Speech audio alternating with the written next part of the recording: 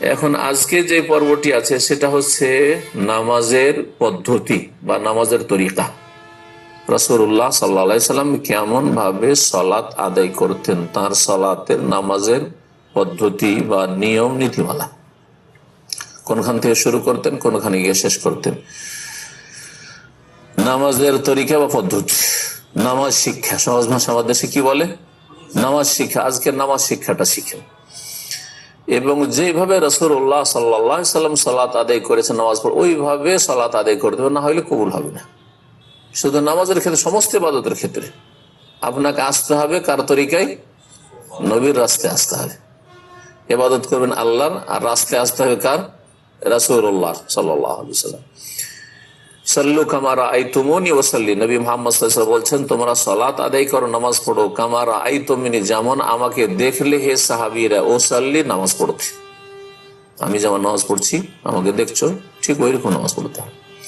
নবী করিম সাল্লাল্লাহু আলাইহি ওয়াসাল্লাম নামাজ তারা দেখেছেন এবং তারা নকল করেছেন, তাদের থেকে তাবেঈনরা শিখেছেন, তাবেঈনদের থেকে তাবেঈন শিখেছেন। এইভাবে পরম্পরা সিলসিলাই আজ পর্যন্ত চলে এসছে। এছাড়া তারা এগুলো শুধু মুখে মুখেই রাখেননি বা দেখা দেখে শিখেননি, বরং কাগজে কলমে চলে এসছে। রাসূলুল্লাহ সাল্লাল্লাহু আলাইহি ওয়াসাল্লামের হাদিসে সেগুলি বর্ণিত হয়েছে যে রাসূলুল্লাহ সাল্লাল্লাহু আলাইহি ওয়াসাল্লাম নামাজ শুরু করেছেন এখান থেকে, আর এইভাবে ধারাবাহিক কাজগুলি করেছেন, শেষ করেছেন নামাজ এই দিয়ে, যা হাদিসে এসে গেছে। সুতরাং সহিহ হাদিস মোতাবেক সালাত সম্পাদন করতে হবে। যদি আপনার নামাজের তরিকার জ্ঞানে ভুল থাকে তো আমল কি ঠিক হবে? নামাজের তরিকা ভুল জানেন, তো যখন জানেন ভুল তো আমল হবে ভুল। এই জন্য এলম হচ্ছে জ্ঞান আর আমল হচ্ছে কর্ম করা। নামাজ পড়া হচ্ছে এলেম না আমল? আমল। নামাজ পড়া হচ্ছে আমল, আর নামাজ শিক্ষা হচ্ছে এলম। যদি নামাজ শিক্ষাটা সহি হয় তাহলে নামাজ পড়াটাও সহি হবে, বিশুদ্ধ হবে। এর থেকে এলমের গুরুত্ব বোঝা যায়। আজকে প্রথম দিন এলমের গুরুত্বের জন্য এতটাই বলা যথেষ্ট একজন জ্ঞানী মুসলিমের জন্য, যে আপনি দিন সম্পর্কে যদি সহি জ্ঞান অর্জন করেন তো সহি দিন পালন করবেন। দিন সম্পর্কে যদি ভুল তথ্য জানেন, ভুলটাকে ইসলাম জানেন, তো ভুল ইসলামের নামে ভুল পালন করবেন, যা কবুল হবে না। সুতরাং জীবনের প্রতিটি বিষয় সম্পর্কে জ্ঞান অর্জন করতে হবে, দিনের সাথে দিন সম্পর্কে জ্ঞান অবশ্যই অর্জন করতে হবে। দুনিয়া আপনি কতটা শিখবেন, কতটা আপনার দুনিয়া গরজ আছে, সেটা আপনার ব্যাপার। আপনি কৃষি কাজ করবেন, কৃষি কাজ শিখেন। আপনি ব্যবসা করবেন, ব্যবসা শিখেন। হ্যাঁ, আপনি চিকিৎসা করবেন, চিকিৎসা বিদ্যা শিখেন, যেটা যার ইচ্ছে। কিন্তু দিন সকল মুসলিমকে শিখতে হবে, আর যার যত শিক্ষা সুন্দর হবে তার তত আমল সুন্দর হবে। নবী করিম সাল্লাল্লাহু আলাইহি ওয়াসাল্লামের নামাজের বিবরণ, লেখক বলছেন বাবুন ফি সিফাতিস সালাতে, এই অধ্যায় হচ্ছে নামাজের বিবরণ সম্পর্কে বা নামাজের নিয়ম কানুন সম্পর্কে। সিফাতুন মানে হচ্ছে আল কাইফিয়া, ধরন, ওয়াল হাইয়া, পদ্ধতি, আল্লাতী তাকুনু আলাইহা, যেমন নামাজটা হওয়া উচিত, নামাজটা আপনার কেমন হবে, তরিকা। শুরু করছেন লেখক, কানা রাসূলুল্লাহ সাল্লাল্লাহু আলাইহি ওয়াসাল্লাম ইযা কামা ইলা সালাতি, রাসূলুল্লাহ সাল্লাল্লাহু আলাইহি ওয়াসাল্লাম যখন নামাজের উদ্দেশ্যে দাঁড়াইতেন, ইস্তাকবাল আল কিবলাতা, প্রথম কিবলামুখী হইতেন। তার আগে নামাজের জন্য শর্ত হচ্ছে উযু, তাহারা, তাই না? শরীর পাক রাখা, কাপড় পাক রাখা, আর নামাজের স্থান পাক রাখা। নামাজে যখন দাঁড়াইতেন তখন প্রথম কিবলামুখী হইতেন, কিবলামুখী দাঁড়াইতেন। কিবলা হচ্ছে আমাদের কি? পশ্চিম না কাবা? কাবা, কাবা ঘর। ভারত থেকে শুরু করে ভারত, বাংলাদেশ, পাকিস্তান আর এই সৌদি আরবের দাম্মাম, আমরা যেখানে আছি এখান থেকে বলতে পারবো যে আমার পশ্চিম দিকে কিবলা, কিন্তু পশ্চিম দিকে কিবলা, পশ্চিমটা কিবলা নয়, তাই না? আমাদের কিবলা হচ্ছে কাবা। যারা কাবার পশ্চিম দিকে আছে তাদের কিবলা কোন দিকে? পূর্ব দিকে। যারা কাবার উত্তর দিকে আছে ওদের কিবলা হচ্ছে, মদিনার লোকের কিবলা এই জন্য দক্ষিণ দিকে। ইয়ামানে যারা আছে, জিজানে যারা আছে, আবহার দিকে আছে, আল বাহার দিকে আছে, ওদের কিবলা হচ্ছে উত্তর দিকে। তো রাসূলুল্লাহ সাল্লাল্লাহু আলাইহি সাল্লাম নামাজে দাঁড়াতেন তখন কিবলামুখী হইতেন, শর্ত এটা পড়েছেন, শর্ত কিন্তু। তারপরে রাফা ইয়াদাইহি, দুই হাত উত্তোলন করতেন, হাত উঠাতেন, রফুল ইয়াদাইন, এখান থেকে কি বলা হয় রফুল ইয়াদাইন বা রফা ইয়াদাইন। কি রফা? রফা মানে উঠানো, আর ইয়াদাইন মানে দুই হাত, রফা ইয়াদাইন হাত উঠানো। এটি হচ্ছে ইবাদত। নামাজের ভিতরে অন্তরের ইবাদত আছে, খুশু, বিনয়ী হওয়া, মনোযোগী হওয়া, একগ্রতা, আল্লাহ ভীরুতা, হ্যাঁ ইত্যাদি, আল্লাহর ভালোবাসা, মহাব্বত, এগুলো হচ্ছে অন্তরের ইবাদত। নামাজের ভিতরে বাচনিক জবানের ইবাদত আছে, যতগুলি দুআ, সূরা, তাসবিহ পড়ছেন, এগুলো হচ্ছে জবানের ইবাদত। নামাজের ভিতরে অঙ্গ প্রত্যঙ্গের ইবাদত আছে, দুই হাতের ইবাদত হচ্ছে রফা ইয়াদাইন, হাত উঠানো, এটা ইবাদত। সুতরাং এটা কি হালকা মনে করবেন না, হ্যাঁ যে একবার শুধু আমরা উঠাবো প্রথমখানে আর উঠাবো না, এটি ইবাদত। আপনি উঠাচ্ছেন না, অথচ হাদিসে আছে আপনি ইবাদত ঘাটতি করছেন, আপনি ত্রুটি করছেন আপনি, যদিও সেই কাজে সুন্নাত, কিন্তু কার সুন্নাত?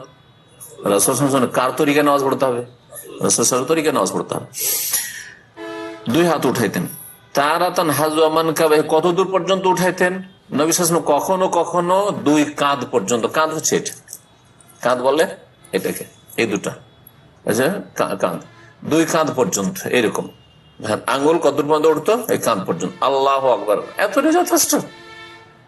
এই না যে আল্লাহু আকবার একবার কান ধরতে হবে।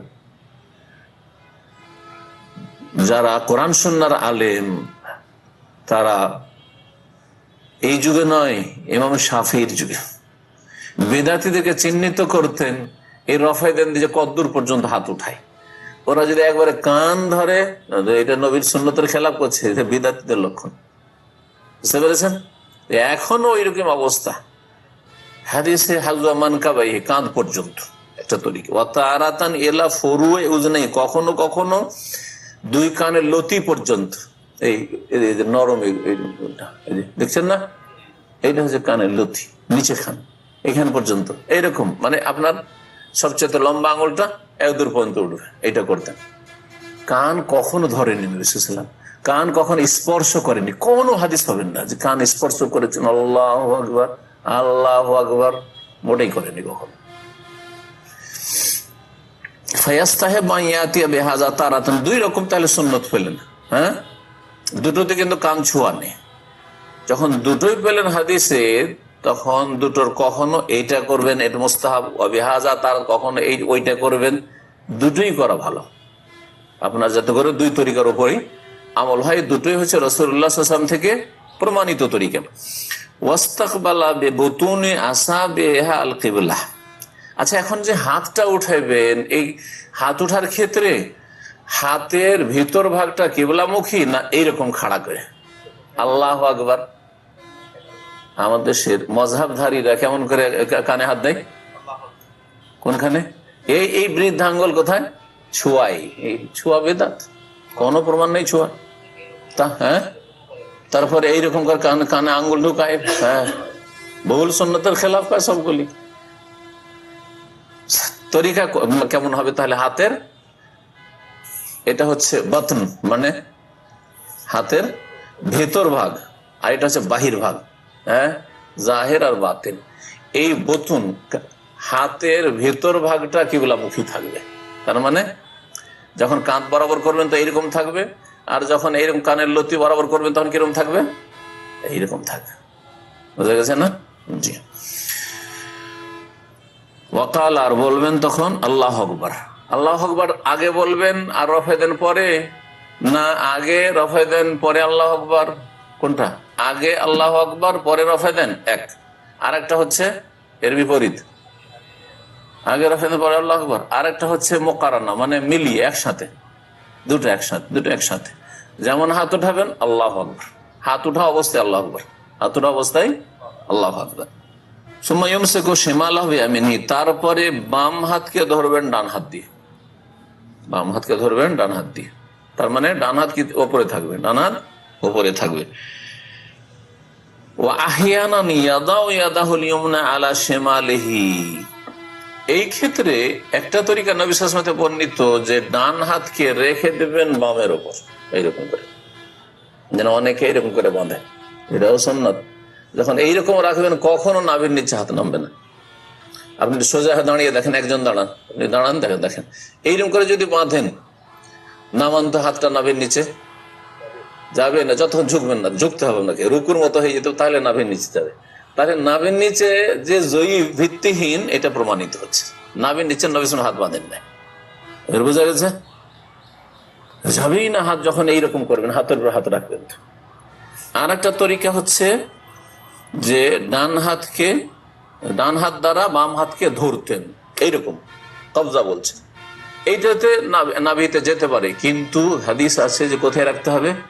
সাদরে, সিনার উপর, বুকের উপর রাখতে হবে। তাই বলছেন ও আহিয়ানান ইয়াদাউ ইয়াদাহুল ইয়ুমনা আলা যিরাইহিল ইউসরা, কখনো হাতের উপর হাত রাখতেন, কখনো একবারে জেরা, বাহুর উপর, বাহু এইরকম করে রাখতেন। বাহু এটা, কিন্তু বাহু এটা নয়, বাহু এটা, ঠিক আছে, আর বাহু এটা। তো বাহুর উপর বাহু রাখলে এইরকম, আরো বুকের উপর উঠে যাবে সোজা, আর সোজা দাঁড়াইলে একেবারে বুকের উপর চলে যাবেন, যাবে না? যাবে না? জি হ্যাঁ, এইরকম করতেন। তাই লেখক এখানে তিনটা তরিকা বর্ণনা করেছেন। একটা হচ্ছে এইভাবে ধরা, ডান হাত দিয়ে বাম হাতকে ধরা। আর একটা হচ্ছে ডান হাত রাখা বাম হাতের ওপর, হ্যাঁ, এইরকম করে রাখা। আর একটা হচ্ছে ডান হাত বাম কিসের ওপর? বাহুর ওপর রাখা, এরকম বাহুর ওপর রাখা। ওয়াদাহুমা আলা সাদ, দুই হাতকে কোথায় রাখবেন? আলা সাদরিহি, বুকের ওপর। সাদর মানে হচ্ছে বুক, বক্ষ, পেটের ওপর নাই। অনেকে মাঝে মাঝে পেটের ওপর রাখে না, পেটের ওপর রাখা সুন্নত নাই, নাভির নিচেও সুন্নত নাই, জয়ীফ হাদিস, একবার সর্বসম্মতি করবে জয়ীফ, দুর্বল হাদিস। আর পেটের ওপর না, অনেকে একটু উঠাই দিয়ে পেটের ওপর রাখে, ওটাও না, সিনার ওপর। সিনা মানে এই হাড্ডির ওপর হইতে হবে, জি, তাহলে সিনা হবে। সোম্মায়াস্তাফতিহ, তারপরে ইস্তিফতা করবেন, মানে নামাজের শুরুর দোয়া পড়বেন। ইস্তিফতা দোয়া হচ্ছে যেটাকে আমার দেশে প্রচলিত ভাষায় সানার দোয়া বলে। হ্যাঁ, সানা মানে আল্লাহর গুণগান। যেই দোয়াটি পড়া হয় দেশে, সুবহানাকার দোয়াটি, তাতে আল্লাহর গুণগান রয়েছে, এই জন্য ওটার নাম পড়েছে দেশি পদ্ধতিতে যে সানা পড়লাম, কিন্তু আসলে হাদিসে সানা শব্দ নেই, ইস্তিফতা আছে, মানে প্রারম্ভিক দোয়া, প্রারম্ভিক দোয়া মানে শুরু করার দোয়া। তাকবীরে তাহরিমার পরে যে দোয়া দিয়ে কি করবেন? নামাজ শুরু করছেন, ইস্তিফতার দোয়া। নবী করিম সাল্লাল্লাহু আলাইহি ওয়াসাল্লাম এখানে এই যে শুরুতে যে দোয়াটি পড়তেন, একটি দোয়া না, 8টির বেশি দোয়া বর্ণিত হয়েছে।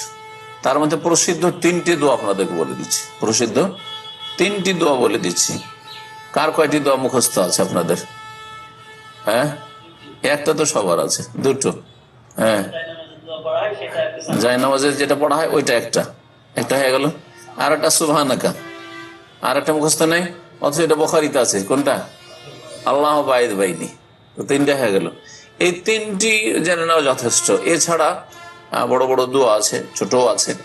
তো এই 3টি দোয়া যদি নিয়ে নেন, তো আল্লাহ বাইদ বানি বুখারী, মুসলিমে আছে। ইন্নী ওয়াজহাতু ওয়াজহিয়া লিল্লাযী ফাতারাস সামাওয়াতি, সহিহ মুসলিমে আছে, বুখারীতে নেই, মুসলিমে আছে। আর সুবহানাকা আবু দাউদ, নাসাঈ, সুনানের কিতাব আছে, বুখারী মুসলিমে নেই। মানে 3টের একটা ধরবেন না, চেষ্টা করবেন যে এই 3টে মুখস্থ, কখন এইটা পড়লেন, কখন ওইটা পড়লেন। যখন দেখছেন যে ইমাম হচ্ছে এক্সপ্রেস, যেমন বাংলাদেশে হানাফি ইমাম এক্সপ্রেস, ও আল্লাহ বাইদ বানি পড়তেই দিবে না, ঠিক না? এখানে হাম্বলি ইমাম গুলো এক্সপ্রেস খানিকটা, ও তাতে ওই সুবহানাকাই পড়বে। হ্যাঁ, তো তখন আপনাকে আল্লাহ বাইদ বানি ধরেলে ওলাদ দলেন আমিন হয়ে যাবে, তো তখন একটু বড় আছে এটা। কিন্তু দেখো, যখন দেখবেন যে হাদিস ইমামের পিছনে নামাজ পড়ছেন সুন্নতি, অথবা সৌদি আরবের ইমাম অনেকে আছেন যে আল্লাহ বাইদ বানি পড়ে বা ইন্নী ওয়াজহাতু পড়ে, চেঞ্জ করে, যারা আলেম ইমাম তারা, তখন জানা আছে যে ইমাম লম্বা সানা পড়ে, এখানে ইস্তিফতার দোয়া পড়ে, তখন আপনি আল্লাহ বাইদ বানি পড়ে, ইন্নী ওয়াজহাতু ওয়াজহিয়া পড়েন।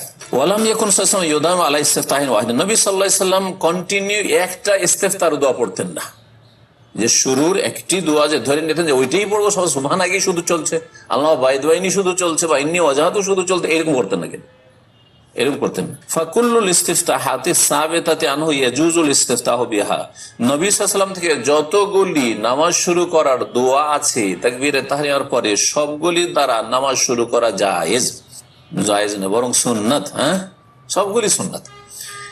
তো সবগুলি তো একসাথে পালন করা যাবে না, কোন নামাজে এইটা, কোন নামাজে ওইটা, কোন নামাজে এইটা, কখনো এইটা, কখনো এইটাই হবে। ওয়ামিনহা, তার একটি হচ্ছে সুবহানাকা আল্লাহুম্মা ওয়া বিহামদিকা ওয়া তাবারাকা ইসমুকা ওয়া তাআলা জাদ্দুকা ওয়ালা ইলাহা গায়রুকা, এতে শুধু আল্লাহর গুণগান আছে, এতে আল্লাহর কাছে কিছু চাওয়া আর বিষয় উল্লেখিত হয়নি।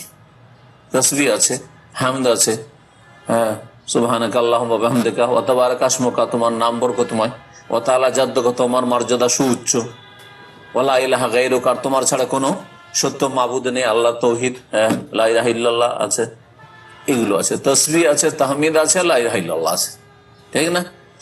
ওয়ামিনহা আইযান, আর যে ইস্তিফতার দোয়াগুলি তার মধ্যে একটি হচ্ছে আল্লাহুম্মা বাইদ বাইনি ওয়া বাইনা খাতায়া কামা বা'আদতা বাইনাল মাশরিক ওয়াল মাগরিব, আল্লাহুম্মা নাক্কিনি মিনাল খাতায়া কামা ইউনাক্কা সাওবুল আবিযু মিনাদ দানাস, আল্লাহুম্মা ইগসিল খাতায়া বিল মাই ওয়াস সালজি ওয়াল বারাদ। এতে আল্লাহর কাছে চাওয়া আছে, চাওয়া অতিরিক্ত পেলেন যেতে। আল্লাহুম্মা, হে আল্লাহ, বাইদ বাইনি, দূর করে দাও আমার মাঝে, বাইনা খাতায়া, আমার গুনাহগুলির মাঝে, কামা বা'আদতা বাইনাল মাশরিক ওয়াল মাগরিব, যেমন তুমি পূর্ব পশ্চিমের মাঝে দূর করেছো, আমার থেকে গুনাহকে দূরে রাখো, যেমন পূর্ব পশ্চিমের মাঝে দূরত্ব রয়েছে, গুনাহ যেন আমার কাছে না আসে আর আমি যেন গুনার কাছে না যাই। আল্লাহুম্মা নাক্কিনি মিন খাতায়া মিনাল খাতায়া, দুই রকম আছে, হে আল্লাহ আমাকে পরিষ্কার পরিচ্ছন্ন করো আমার গুনাহগুলি থেকে, কামা ইউনাক্কা সাওবুল আবিযু মিনাদ দানাস, যেমন সাদা কাপড়কে ময়লা থেকে সাফ করলে কত একবার ধবধবে সাদা হয়ে যায়, ওইরকম করে আমাকে গুনাহ থেকে সাফ করে নাও।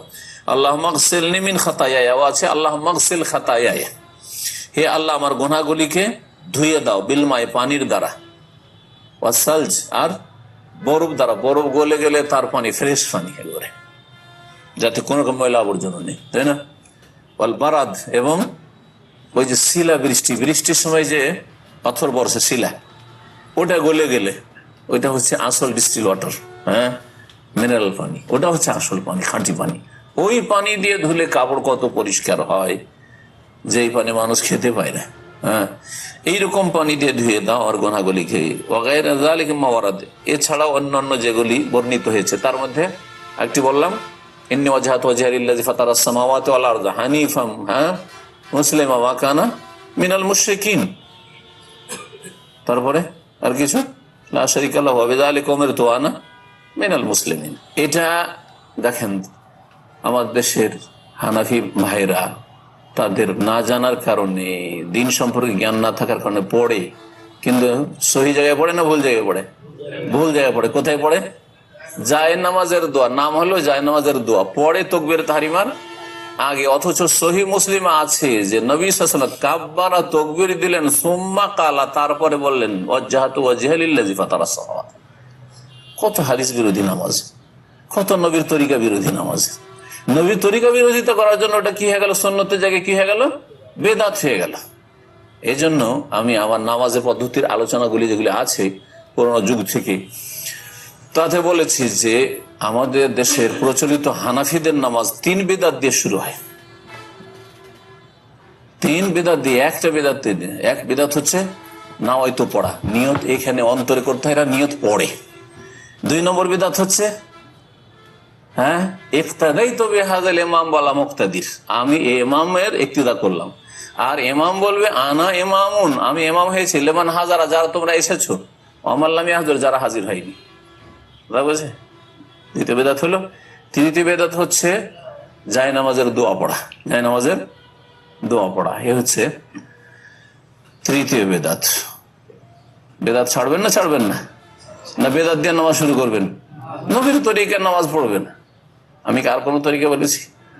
ওরা যদি বলে হানাফি, আমি যদি বলতাম শাফি তরিকায় পড়েন, হ্যাঁ, ইমাম বুখারী তরিকায় পড়েন, সৌদি তরিকায় পড়েন, তাহলে বলতেন আপনার কথা নিব না, আমি নিতে নিষেধ করতাম, কারণ আপনাদের সমানই হইলাম। তাহলে আপনারা হানফি তরিকা বলছেন, আমি বলছি সৌদি তরিকা, ঠিক না? ওইসব তরিকা বলছে না। আপনি বলছেন হানফি তরিকা, আমি বলছি রাসূলুল্লাহ তরিকা। ডিফারেন্স আছে না নেই? আপনার বিবেকে ধাক্কা দেয় না যে কথা কোনটা মানতে হবে? নবীর তরিকায় পড়তে হবে না হানফি তরিকায় নামাজ পড়তে হবে?